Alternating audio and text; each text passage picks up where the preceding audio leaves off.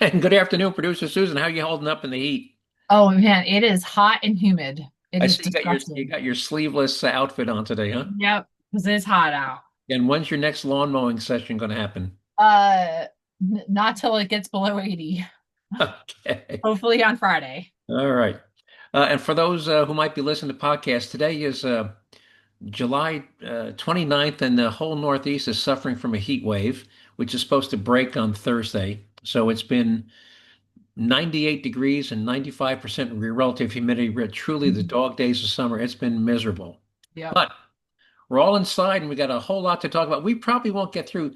I had already a full thing, and then I got this great email from a listener up in Rhode Island that told me about something I just had to talk about today. So I've added that in. So we're probably going to have to bump something else off. But anyway, so today is July 29th. August 1st is Friday. And it's news and perspective you won't hear on TV. And I guarantee you didn't hear most of this on TV. Anyway, I'm going to try to run through this real quick. Our quote of the week is from our old friend Thomas Sowell on why socialism appeals to so many people who decide to become advocates for it. And in our stupidest thing we've heard all week, I have not one, not two, not three, but four things to pick from. Four incredibly stupid things to pick from. And you guys will get to decide the winner. And producer Susan, you can give me your vote. Um, we're going to tell you about an incident that did make the national news, but we'll tell you what didn't make the national news. And the question is, when is a hate crime not a hate crime? And we'll walk you through why I believe that this incident was a hate crime, but nobody on the news is referring to it as a hate crime. And we'll go to dig into that. Um, Also, remember the big wildfires in Los Angeles in December of last year Yeah. that wiped out, I don't know, 500, 600 homes, uh, Uh, I thought it was like thousands of homes. maybe 1,400 homes. And then they had a big concert in January. It was Mhm. called Fire Aid, and they Yes, raised yes. $100 million. Hmm. Well, that was January 30th, and tomorrow will be exactly 6 months. Do you know how much of that $100 million has made it into the hands of those burned out homeowners? Uh, Sadly, probably not a lot. If you guessed a dollar, you guessed a dollar too high. And Wow. we'll tell you where the money went. All right. And we'll talk about free speech. Now, do you know UK, the United Kingdom, they have a hate speech law, and I think we Mhm. played a clip a couple of months ago about a guy getting arrested outside, and all he did was share a comment that somebody else was, and he literally got arrested for sharing a post. And it wasn't about overthrowing the government. He wasn't advocating. It was just something derogatory. Some woman complained, and he literally got arrested. Well, we have another one that's even more outrageous than that. We actually have two. Another one from Brazil. A woman in Brazil is facing a 25-year prison sentence for something that she said, and we'll tell you what she said.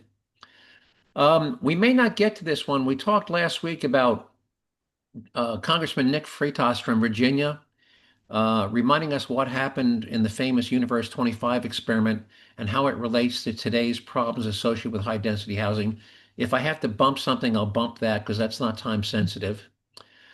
And we'll tell you, this is from our one of our listeners in Rhode Island, and we'll tell you where a school district illegally forgave student loans of non-white teachers, but did not forgive the student loans of white teachers.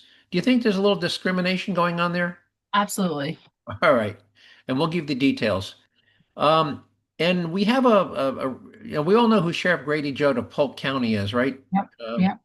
well, we have a little clip. This is our lead into our taxpayer relief shot. He was interviewed by somebody on a news station and saying, "Well, how come your deputies shot the suspect 68 times?" And I love his answer, which we'll play it. It takes about a minute and a half why he explains why they shot him 68 times. And our taxpayer relief shot for the first time is a non-fatal one, but it comes to us from Georgia, where a young mother hears somebody breaking into her home, and she goes up and she hides in her attic with her two children from the intruder. But she has a gun that she had learned to shoot just a week earlier, and we'll play that for you. And how fortunate was it that she had learned to shoot the gun just a week earlier. Anyway, I, I'm surprised it's not the I just want to give kudos to the Marine up in Michigan who uh, stopped that stabber up in Walmart who yeah, stabbed 11 people. his last name was Perry, and he didn't shoot the guy, but he held him at gunpoint Yeah. Now this guy was running up to people, stabbing them. As soon as that Marine pulled out his gun and said, "Drop it," instead of running towards people, he began to back away from people. Mhm. And that Marine, former Marine, held the guy at gunpoint. So a good guy with a gun Yeah. stopped this the guy who stabbed 11 people. Kudos to him. Good for him. All right. But I try to talk about news and perspective you won't hear on TV. Yeah, everybody's heard about that one, probably. Hopefully everybody's heard about that one, but kudos to him. All right. Quote of the week from Thomas Sowell. And here he goes. He said, much of the appeal of socialism is that it allows people to feel morally superior without having to bear the cost of their policies. It is easy to advocate sharing when someone else will be paying the price. And of course, that someone else would be you and me and every other taxpayer in the Mhm. country. Yeah, we need to feed that. We need to house the homeless. We need to free college. We need to, Medicaid for all. I mean, you can say all those things and feel morally superior, but particularly if you're not going to have to bear the brunt of the cost for doing that. So any thoughts on, you agree with what he said? Yeah, absolutely. It gives people a sense of moral superiority. Yeah, I'm all for, free college. I'm all for, free housing. I'm all for free this, free that, free that. People always forget that free it's never free. That money has to come from Come from somewhere, somewhere. and that money comes from other taxpayers. Other taxpayers, or if that doesn't come from taxpayers, it adds to inflation, which is a hidden tax on everybody. If the Mhm. cost of everything you have to buy goes up by 8%, that's the equivalent of an 8% tax. So, to the extent that it drives up government borrowing, inflation is a hidden Mhm. tax on everybody. So if you don't actually have to write a check for it, you're still going to pay for it one way or Yeah. another. All right. By the way, the cumulative inflation in Biden's 4 years in office was 27%. Wow. So at the end of Biden's term, you were paying 27% more on average for everything that you buy, from gasoline to food, than you were paying when he was inaugurated. So it was And yet 20, the standard cost of living increase annually is only 2 to 3%. 2 to 3%. You got it. All right, but that's the hidden tax. Even if, again, if you don't raise, they don't raise your taxes, you'll still pay for it one way or the other. And when government spends more than it takes in, it becomes inflation, which is a hidden tax. All right. So here's our four, and I'm going to run through these real quick. The first is a woman who lives in Seattle, and she's suing. Now, the Navy Blue Angels are headquartered out of Pensacola, Florida. We all know what the Blue Angels are, the Mhm. precision, right? Yep. Well, every year they do an air show up in Seattle, right off the over the water, and this one apparently has a house in the water. Well, she's suing the Blue Angels because she claims that their practice flights near her home in Seattle were responsible for the death of her 14-year-old cat. And I'll read you what she said. Lauren Lombardi said Blue Angel demonstrations in August of 2023 and 2024 terrorized her cat and led to its death. Lombardi described the training exercises as, quote, auditory carpet bombing and state-sanctioned acoustic torture. During the summer of 2024, she said she cited the noises overruled the cat's primitive limbic system, causing the animal to flee in panic beneath the furniture. Such activity would raise the cat's breathing to clinically dangerous levels, according to the lawsuit. The lawsuit goes on to say that the cat spent its final days marred by sadistic suffering, cowering in terror beneath furniture, while its ailing heart struggled against the Blue Angels' relentless noise. So she's suing the Blue Angels, claiming that the sound from their jets killed her 14-year-old cat. By the way, cats live to what, 30, 40 years old, right? No, no, 20. I'd say between 15 and 20 is, Well, if you're lucky. All right. yeah, Anyway, yeah. all right. So that was the first. So anyway, second one. Now, a transgender woman used to be a man, right? Am I saying this correctly? Yes. Okay. Well, the second is a transgender woman who is suing her live-in boyfriend because he threw out a jar that contained her surgically removed testicles. Do you need me to repeat that? No. Okay. So she's suing her boyfriend because he threw out the jar that held her surgically removed testicles. Um, the third one, now, do you know what doorbell ditching is? Yes.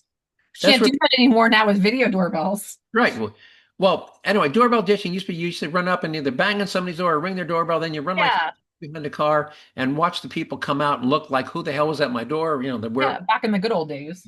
well, down in Florida now, they've now with doorbell cameras, they've decided to up the game. So instead of just ringing the person's doorbell, do you know what a balaclava face mask is? Yeah. It's one of those things where all you can see is the eyes, right? Yeah. It's not like Yeah. a ski mask because it comes down and all you can see is the person. Well, what they're now doing is they're dressing up in balaclava masks because they know there's a camera, right? And then they have an airsoft, like a submachine gun, and they come up and they ring the doorbell and they start kicking, literally kicking on the, like they're trying to kick in, and they bang, bang, bang, bang, and they're holding a airsoft gun and a balaclava mask. And then after they do that for about 10 seconds, they finally turn and run away. Now, as a Darwin Award winner, how long before somebody looks in their doorbell camera, sees this guy outside with a machine gun and a Mhm. face mask and starts to shoot through the door? Yeah, right? Right. So that's I nominee. mean, the definition of like fearing for your life, Yeah, whether it's real or not, it's perceived yeah. threat. There's a guy trying to kick in. There's a guy holding with wearing a mask, holding a submachine gun, trying to kick in my door. Trust me, if I was on the jury, if Yeah. that guy shot the kid through the door, I would say not guilty. He had a reasonable fear for his life because he Yeah. thought a guy with a machine gun was trying to kick in his front door. Hmm. Uh, anyway, here's our fourth. So the first three: the woman suing the Blue Angels for the death of her cat, transgender woman suing her boyfriend because he threw out her testicles, doorbell ditching, holding a fake gun and a mask. And here's our fourth one. So in Chicago, apparently some people uh, started this thing. They were frustrated and angry by Trump and some of the stuff he's been doing. So they've started a new club for people to vent their frustration, and they gather. Now, of course, Chicago's on the shore of Lake Michigan, so they get together and they formed a scream club where they get together as a group and they scream at the water. Let's see if I can make this play here.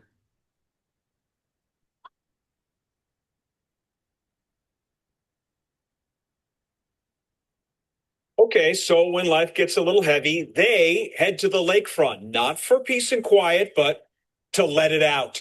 The Scream Club, launched earlier this summer by a local breath work coach. Now, it began as a personal ritual, but was soon shared with strangers. Over the last several weeks, the powerful practice of screaming away the stress has gained attention and also support. A good job at suppressing all the things that are going on in our lives. And we never have a safe outlet to do so, right? If you think about one person trying to do this over here by themselves and screaming, somebody would look at them like, you're nuts. So we're giving people a safe space to be able to do that. All right, so I'm not going to play the whole thing. So here's your fourth nominee. Uh, So if that's a outlet that's not causing harm to anybody else, whatever, more power to you. I gotta go. I'm sorry your cat died, but stop filling up our court system with frivolous lawsuits. so that's your nominee for the stupidest thing I'm you've heard. sorry your cat died, but clearly the Okay. Blue Angels did not cause the death of your cat. All right, listeners. So again, just to recap, let's say that producer Susan votes. It's the lawsuit against the Blue Angels. Um, I'm kind of leaning a little bit towards the transgender woman who's suing her boyfriend because he threw her testicles out. Although doorbell ditching with a fake gun in your hand, I think is up there too. Anyway, Yeah. listeners, you let us know which one you think is one. All right, now let's talk about when a hate crime is not a hate crime. Now everybody saw. Now let me tee this. Let me put some context. If you saw a video of 6 to 8 white men and women kicking and punching and stomping on a black man curled up in the fetal position on the ground, you would say that's a hate crime in progress, right? Yeah. Yes. Okay, no doubt in your mind, you would instantly say that's a hate crime. You Yes. get all these white people, but when it's 6 to 8 black men and women literally stomping on the guy's head, kicking him in the ribs, and he's curled up, he's got his arms around his face, and nobody's calling it. Well, the federal government stepped in now, and the Justice Department said we may investigate this, but it's immediate. The media didn't, and I watched ABC, CBS, NBC. None of them even mentioned the words hate crime. Do you think it was a hate crime? Do you think it qualifies as a hate crime? Wait, so it's a group of black people beating up a black person. No, a white person. Oh, well It then was yeah, it's because it doesn't matter. It's just if it's against another race. So yeah, that would be a hate crime. Yeah, but not one. Now, Fox did mention that the federal government is investigating this as a potential hate crime, but CBS, NBC, CNN did not use the word hate crime. And I've watched this story for 2 days. This was in Cincinnati. I've got the video, producer Susan. If you can put up on the website, Yeah, I've got absolutely. the video. You didn't see the video? No, Did I didn't see the video, but yeah, if it's yeah, I would say that's a hate crime. did you hear the story? Did you hear about the I story? I did not. It was Cincinnati. It was Friday night after a music festival. And then the festival lets out, and apparently some altercation ensued. People, I don't know what the hell led up to it. The guy wasn't armed. But next thing you know, he gets knocked to the ground, and this crowd of people standing around him just start to kick the living crap out of him while he's lying on the ground defenseless. This was not self-defense. I'm surprised you didn't. Anyway, it was No, I insane. didn't hear that. If anybody wants to Google it, Cincinnati man beaten, just Google Mhm. those words. It'll come up, and I've got a nice little clip here. I'm not going to play the clip because all you hear is people shouting and screaming as this guy's getting the crap kicked out of him. So there's nothing to really listen to. All right, let's go to what happened to the 100 million of fire aid money. So there was uh, there was a investigative report out of one of the California TV stations. I'm not going to play the whole thing, but I'll play the first 2 or 3 minutes. And there's an investigative reporter, Sue Pasco, and they have her bring because she started to say, what the hell happened to this money? So here's what she found. Sue Pasco has been digging for answers, and what she's discovered might just surprise you. And Sue Pasco, she joins me now live on set. You are the editor of Circling the News. Yes. We can clearly see that. Thanks for the work that you're doing. So this is personal and professional for you because you lost your home in the Palisades fire, but that's not necessarily how this story landed in your lap. How did this all come to be? A reader sent me a little note and said, I've never seen any fire aid money. How do I apply for fire aid money? And I thought, well, I've never thought about that. There's 12,000 people, basically 12,000 homes gone. Those people probably want to know where the money is. This will be an easy task to find out. Mm-hmm. So I contacted the Annenberg. They never responded. And the Annenberg is foundation because they are overseeing the wildfire funds. Yes. So I emailed them several times. They never responded. I called them several times. They never responded. And finally, it was like almost 2 weeks later, a woman got back to me and she said, "Oh, I'm sorry for the delay. The person you need to speak to is Chris Wallace. He's a media spokesperson for wildfire funds." So I contacted Chris and I said, victims want to know when they can get their money. Seems like a very simple question. Mm-hmm. He said, basically, they don't. All this money are going to nonprofits, and then nonprofits will take care of making sure the money's distributed. So I looked at initially they gave $50 million to about 120 nonprofits. Now stop and think about 120 nonprofits. And as we all know, these nonprofits all have executive directors that make anywhere from $100,000 to $500,000 a year. So rather than go to 2 or 3 organizations like the Salvation Army or the Red Cross or whatever, they split this money up and how inefficient is that? Mm-hmm, like 120 nonprofits, 120 nonprofits, but it gets better. Here we go. And I looked at these nonprofits, and one of them said, we help mobile home parks. And there were 2 mobile home parks in the Palisades, all low income. Mm-hmm. And so I contacted the people there. They had never received any money. They had never heard of that. When you go through, I would urge everyone to just go to the nonprofits that are listed. If you want a good laugh, I mean, one of the nonprofits cleans preschool bathrooms.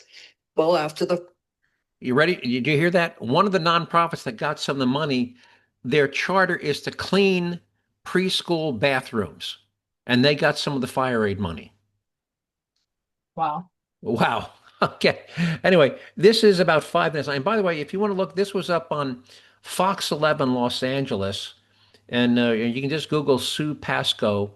But producer Susan, you can put the link up. But absolutely. But can you imagine splitting up the money between 129? How inefficient and overlapping, and you'll never be able to trace the money ever. I mean, let's say they gave, $200,000 to the outfit that cleans school bathrooms. How are you going to trace what they did with the money Yeah, after exactly. after after they got done paying, after they got done giving their executive director a raise, right? So, Mhm. all right. How much time we got? About 15 minutes. Good. Maybe we have more time than I thought then. Let's talk about what happens when free speech is not a constitutional right. Now, the first one I'm going to play is from the United Kingdom, where a guy simply put a Facebook post, and again, he wasn't advocating violence; it was just a derogatory comment. And here's what happened when. Here we go. Oh, hang on. Do this again.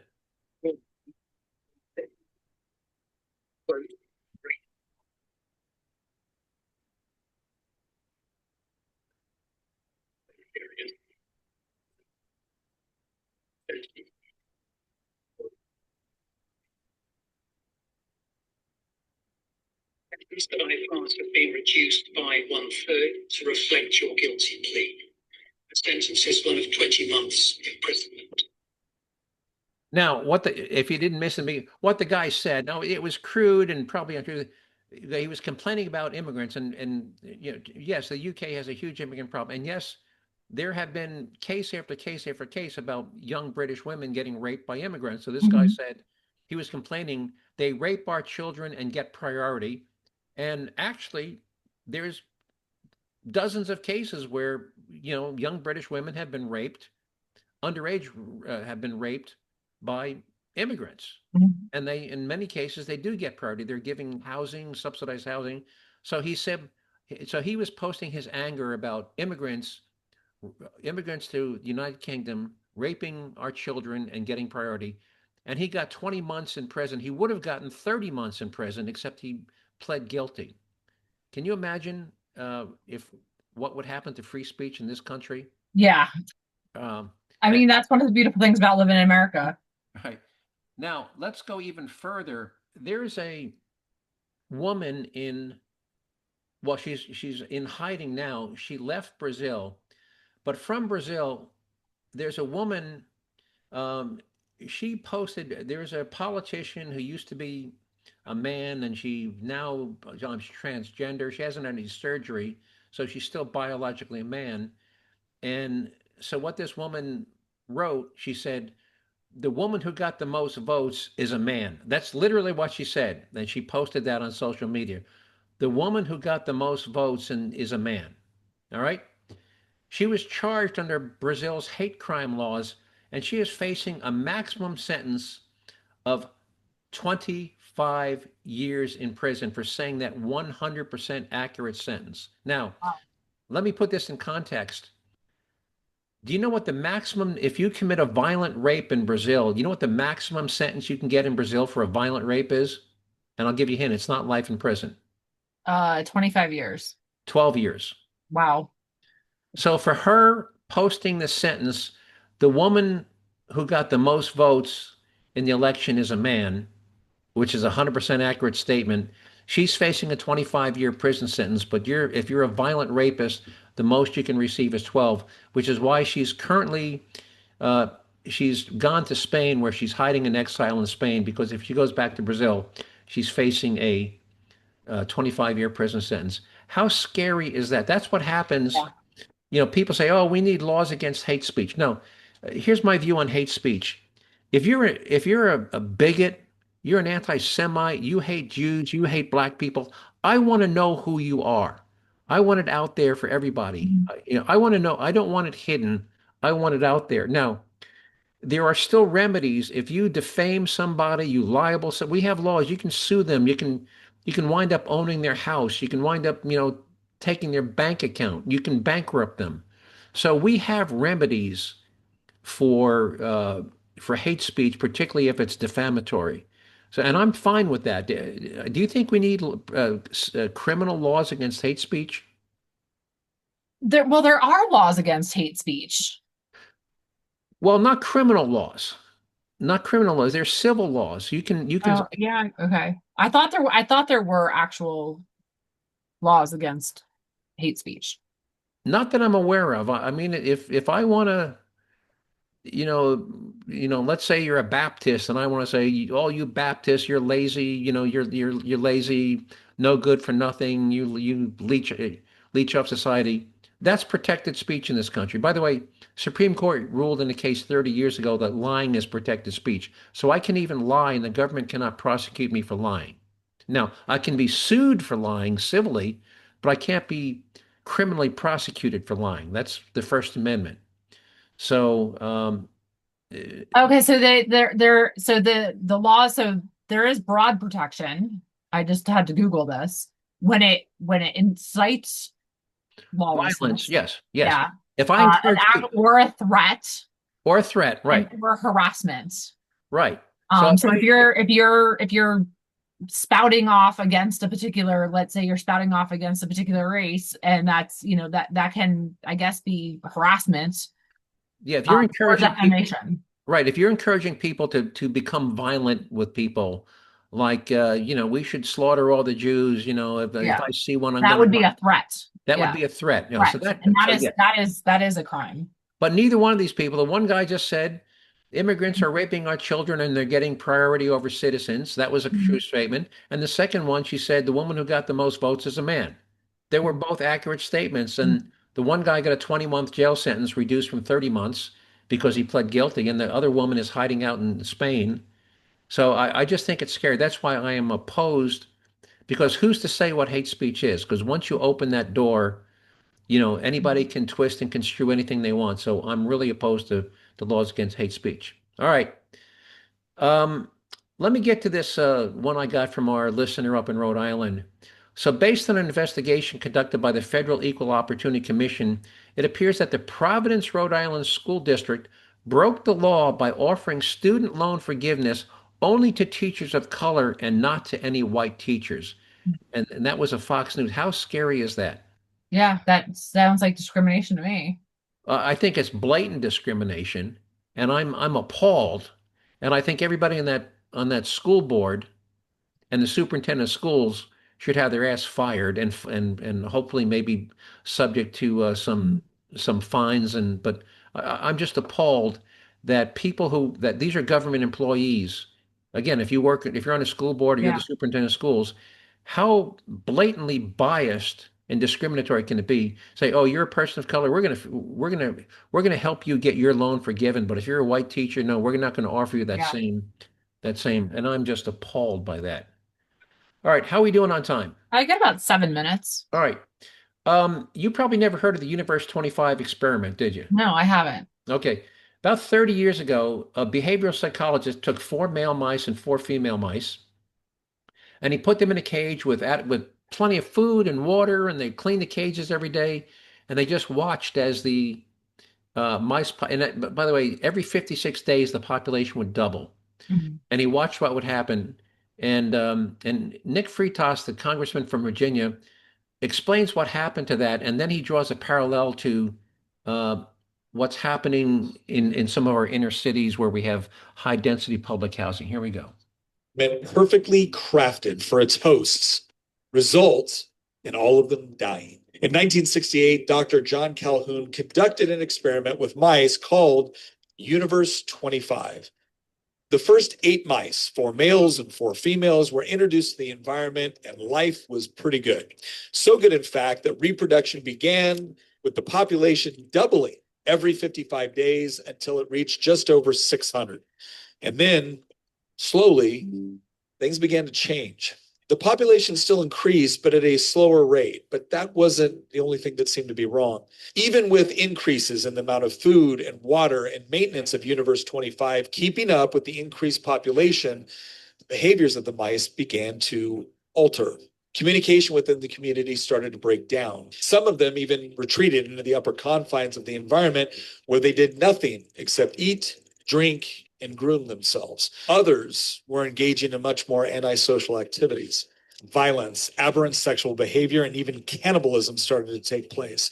Females lost their interest in caring for their young, and males lost interest in reproduction. The last mouse conceived in Mouse Utopia was on day 920. The final mouse died 4 years and 10 months after the experiment began. But Wow. why? I mean, again, it's not as if they were running out of food or water or that they were subjected to diseases or predators. So if it wasn't famine, sickness, predators, natural disasters, or even potentially overpopulation, what happened? And does Universe 25 hold any relevance for human interactions and societal decay today? We are nowhere near peak human capacity on Earth. In fact, as the And I'm going to end it there because it goes on for another minute. But have you ever heard of a housing development called Cabrini Green? No. Well, for listeners, you should look it up. It was a housing project in Chicago, high density, high rise, and there's like 6 or 7 buildings, packed very, very tightly together, and each one held a couple of hundred, had a couple of hundred apartments, maybe 250 apartments per building. Well, after about 15 years, Cabrini Green became literally a hotbed of crime and murder and muggings. It was not safe, and drug use, and it was literal. And people stopped caring about the apartment. They would literally break windows and knock down doors. Nobody gave a crap about anything, and the place it became the living definition of a ghetto. And this was free housing, but high density, and they literally wound up just for public safety, and they also said it was beyond repair.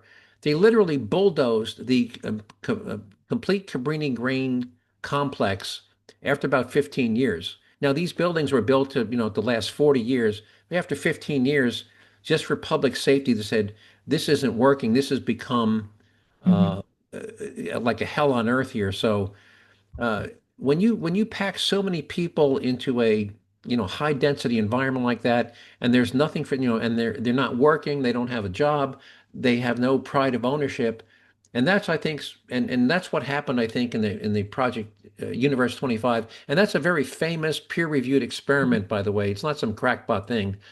Google Universe 25, and it's a great behavioral, and I think that's why I'm very much opposed to government creating more high density inner city housing. Because, remember the old saying, those who don't study history are doomed to repeat it? Well, Yeah. Cabrini Green was our own version of Universe 25, and it was a massive, massive failure. So, all right. All right, I'm going to play. Hopefully, I have time for Sheriff Grady Polk talking about his answer to the question, why did your deputy shoot the guy 25 times? And here we go. Times. And then you guys shot this guy 68 times. And when the media asked you, why shoot him 68 times? Your answer was, we ran out of bullets. We would have shot him more. Where does that come from? Well, it comes from the heart, and it comes from the soul, and it comes from what the overwhelming majority of the people are thinking. This guy shot and killed our canine, shot and killed our canine handler, shot the backup deputy, then took the dead canine handler's firearm, ran into the woods. City police came to back us up, shot at 2 of them and happened to miss them. Well, the next day, we had the area surrounded. The next morning, when we had daylight, we had a SWAT team walk shoulder to shoulder through this wooded area in order to find him. Well, he pointed the dead deputy's gun at a SWAT team. Shot him 6 or 8 times. And then you guys shot. And by the way, that may seem a lot, but if you ever shot a semi-automatic pistol, you can squeeze off 5 shots in 3 seconds. Yeah. So if there's 7 or 8 cops and you point a gun at one of them and they all start to shoot at once, well, it doesn't take long. Again, if you divide 68, by 10, it's only 6 or 7 shots each, and that's what happened. And it all took. Trust me, it wasn't like this went on for 2 minutes. Trust me, the 68 shots were fired in less than 5 seconds. They all started shooting and they all hit him, and that's why they shot till they ran out of bullets. So anyway, any comment on Sheriff Grady? No. Yeah. All right. How much time we got? You're getting pretty close to the end here. What's pretty close? More than a minute? You got like 2 minutes. All right, here we go. Mom in the attic. Listen to a father and husband's nightmare playing out on a 911 call. He shot him. Shoot him. She's shooting him. She's shooting him. She's shooting him. Away at work, Donnie Herman calls 911 with his wife Melinda at home in Loganville, Georgia, with their 2 children hiding in their attic from a daytime intruder. He hears everything over the phone when the intruder confronts them. Shoot him again. Shoot him! Oh no. Herman's wife was armed with a .38 caliber handgun they kept in a safe. She fired all 6 shots, hitting the intruder 5 times. If she had not had that firearm, what do you think would have happened? Well, I can speculate all day long. Sheriff Joe Chapman believes the mother had no choice and in defending herself and her children, acted properly. Had it not turned out the way that it did, I possibly would be working a triple homicide, not having a clue of who it is we're looking for. The suspect, identified as Paul Alley Slater, broke in with a crowbar. He still managed to flee after being shot, driving off the road a short distance away. Donnie Herman told affiliate WSB his wife and children were unharmed. My wife is a hero. She protected her kids. All right, I know we're running out of time. By the way, she had first time she ever fired the gun was the previous weekend because they got the gun. He took her to the firing range and she learned how to shoot it. But how fortunate was it that they had got the gun and she had learned how to shoot it just a week earlier? Yeah, good for her. All right. Anyway, folks, that's all we got time for today. It's JerzeeJoe.com, Jerzee. Give producer a couple of days and she'll get some of those links up on the website. And if you want me to send you anything directly, just shoot me an email to joe@JerzeeJoe.com. Just remember to spell Jersey, J-E-R, Z as in zebra, E-E. And with that, producer Susan, I'll talk to you next week. You take care, all right? Sounds good. All right, take care. Cool. Bye-bye. You too. Bye-bye.